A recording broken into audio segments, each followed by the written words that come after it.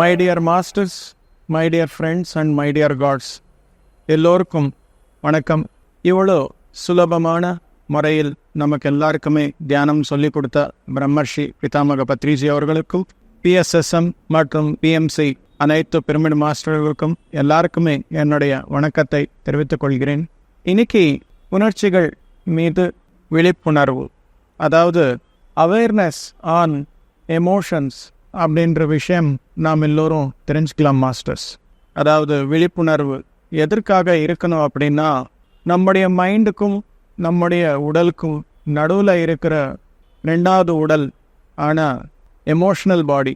அதுக்காக எப்போ இந்த விழிப்புணர்வு, அதாவது எமோஷன்ஸ் என்பது சரியான முறையில் நாம் வச்சிருப்போமோ, ஆட்டோமேட்டிக்காக பௌதிக உடலுக்கு சம்பந்தப்பட்ட ஆரோக்கியம் மற்றும் மைண்டுக்கு சம்பந்தப்பட்ட ஹாப்பினஸ், இது ரெண்டுமே நல்லபடியாக இருக்கும். எப்போ மைண்ட் அண்ட் பாடி ரெண்டுமே சரியான முறையில் வேலை செய்யுமோ, நம்முடைய இன்டலெக்ட், அதாவது புத்தி என்பது சரியாக இருக்கும். உடல், மனம், புத்தி இது மூணுமே சரியாக இருக்கும்போது நம்முடைய ஆன்ம அனுபவம் என்பது நல்லபடியாக இருக்கும். ஆன்ம அனுபவம் எப்போ நல்லா இருக்குமோ அப்போ ஆன்ம வளர்ச்சி என்பது, ஆன்ம சக்தி என்பது நல்லபடியாக இருக்கும் மாஸ்டர்ஸ். அதுக்காக இந்த எமோஷன்ஸ் என்பது மிக்க பெரிய டாபிக், எல்லோரும் தெரிஞ்சுக்க வேண்டிய ஒரு விஷயம்.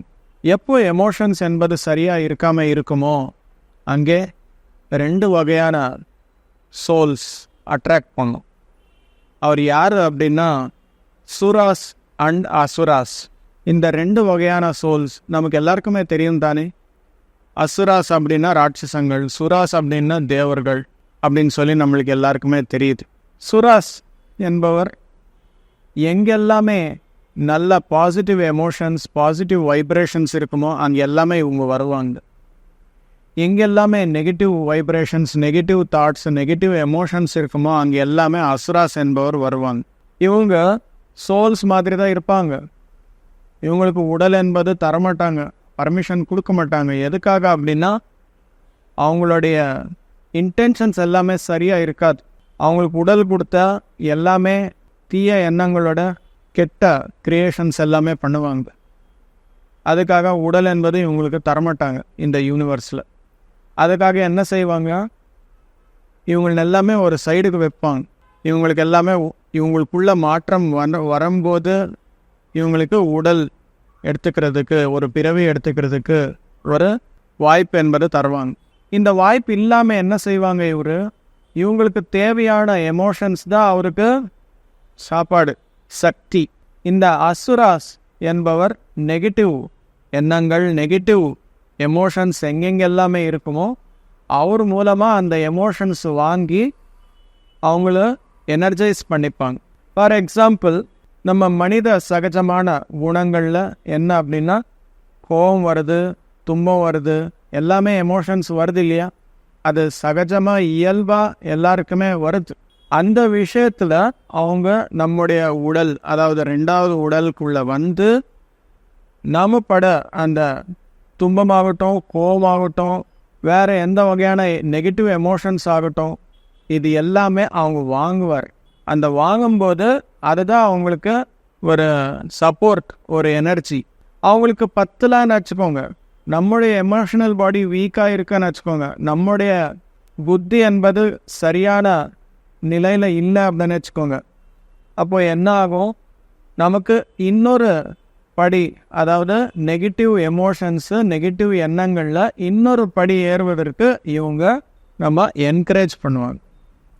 ஃபார் எக்ஸாம்பிள், யாரோ ஒருத்தர் மேலே கோபம் வந்திருக்குன்னு வச்சுக்கோங்க, நம்ம புத்தி என்பது சரியாக இல்லை, நமக்கு எமோஷ்னல் பாடி அன்கண்ட்ரோல்டாக இருக்குது, அதாவது ரெண்டாவது உடல் அன்கண்ட்ரோல்டாக இருக்குது அப்படின்னு வச்சுக்கோங்க.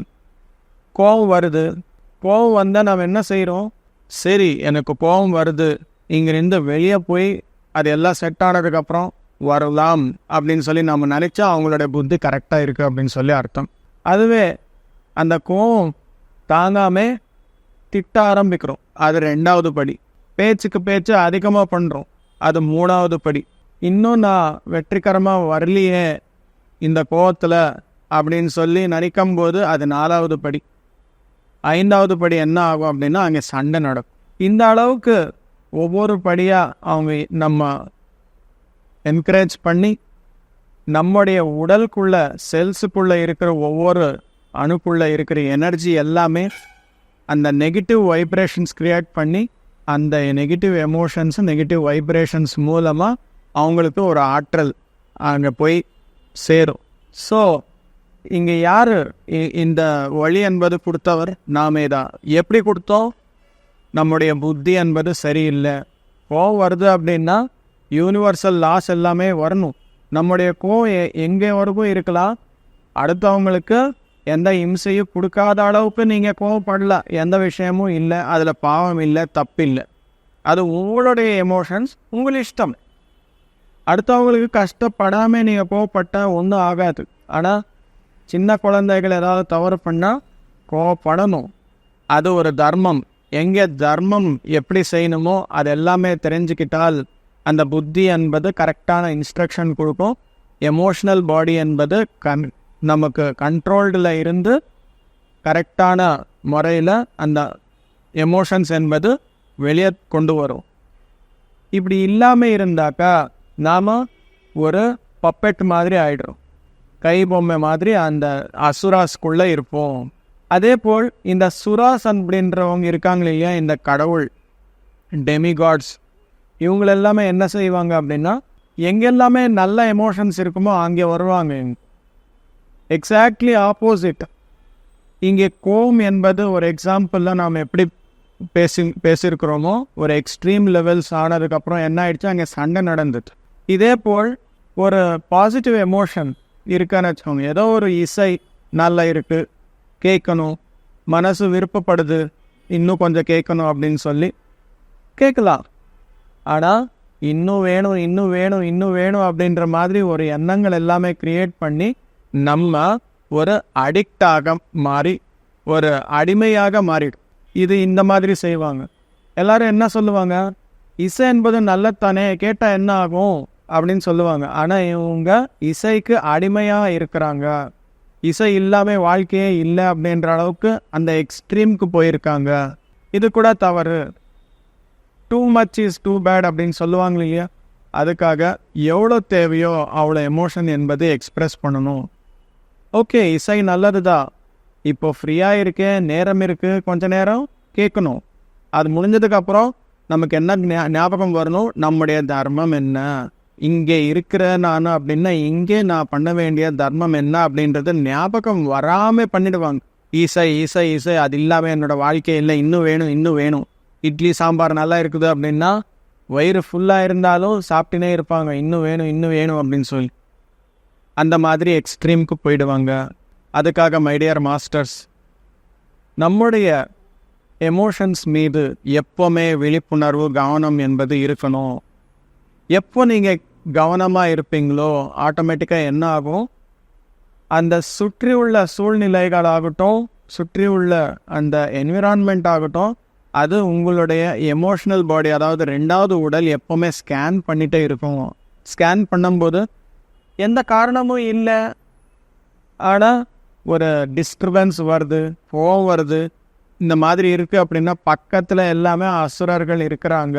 எங்கே இருக்கிறாரு அப்படின்னா இந்த பௌத்திக கண்ணுக்கு தெரியாது, உங்கள் பக்கத்திலே இருக்கிறாங்க, உங்களை ட்ரிகர் பண்ணுறாரு அப்படின்னு சொல்லி அர்த்தம், அங்கிருந்து வெளியே போ அப்படின்னு சொல்லி நம்முடைய 2வது உடல் சொல்லுது.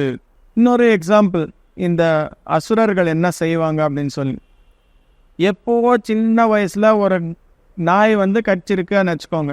சைல்ட்ஹுட்டில் ஒரு சின்ன நம்ம மைண்டில் ஒரு ஸ்க்ராட்ச் வரும்போது அதுவே பெரியவங்கள் ஆனதுக்கப்புறம் அந்த நாய் என்பது ஒரு பயம் என்பது நமக்குள்ள ஒரு சின்ன பயம் எங்கேயோ இருக்கும்போது அந்த சின்ன நெகட்டிவ், அந்த சின்ன வீக்னஸை வச்சு இந்த நாய்கள் என்பது ஒரு தவறான விலங்குகள் அப்படின்ற ஒரு எண்ணம் கிரியேட் பண்ணுவாங்க. அது 2வது படி. 3வது படி என்ன, இந்த கடவுள் என்பவர் இந்த படைப்பில் இந்த நாய் என்பது எதுக்காக படைக்கப்பட்டுள்ளது அப்படின்ற ஒரு 3வது எண்ணம், 3வது படி. 4வது படி என்ன ஆகும், இந்த நாய்கள் என்பதே இந்த உலகத்தில் இருக்கக்கூடாது அப்படின்னு சொல்லி இன்னொரு எண்ணம். அடுத்தது எங்கே நாய் வந்தாலும் முதல்ல அது சாவடிக்கணும், நாய் என்பதை இருக்கக்கூடாது அப்படின்ற அளவுக்கு போகும்.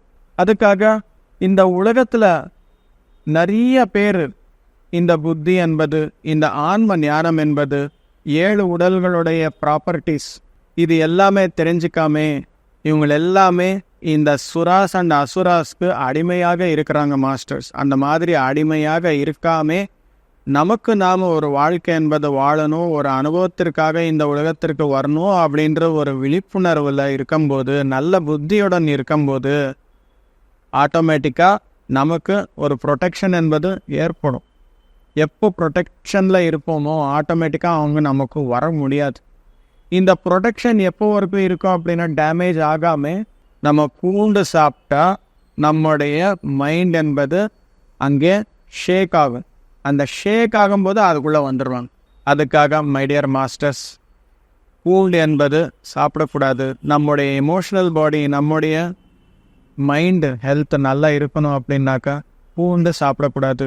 ஆட்டோமேட்டிக்காக நமக்கு ஒரு ப்ரொடெக்ஷன் லேயர் அப்படின்றது வருது. தினந்தோறும் அவேர்னஸில் வாழ்க்கை என்பது வாழணும். தினந்தோறும் புத்தி என்பது இன்னும் சூட்சுமமாக வளர வைக்கிறதுக்காக தினமும் புத்தகங்களை வாசிக்கணும், நல்ல அனுபவங்களை கேட்கணும். ஆட்டோமேட்டிக்காக you will be aware of yourself, you will be sensitive towards your emotions my dear masters.